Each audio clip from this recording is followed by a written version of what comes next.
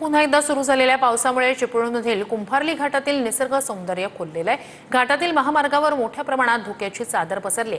सातारा आणि रत्नागिरी जिल्ह्यांना जोडणारा हा कुंभार्ली घाट पर्यटकांना भुरळ घालतोय।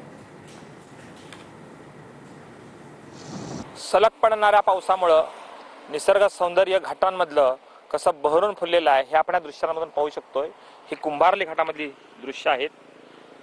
सातारा आणि रत्नागिरी जिल्ह्यांना जोडणारा साधारण 15 किलोमीटर लांबीचा हा कुंभार्ली घाट दळणवळणासाठी मुख्य रस्ता म्हणून गणला जातो। चिपळूण कराड मार्गावरती असलेला कुंभार्ली हा एक मोठा आणि अवजड घाट म्हणून ओळखला जातो आणि या घाटातली ही दृश्य आहेत। अशा प्रकारचं वातावरण जे आहे हे या ठिकाणी निर्माण झालेलं आपण पाहू शकतोय।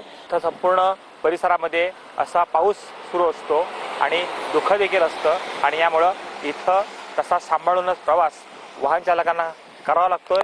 पावसाळ्यामध्ये इथलं सौंदर्य हे अधिक मोठ्या प्रमाणात फुललेलं आपल्याला पाहायला मिळतंय।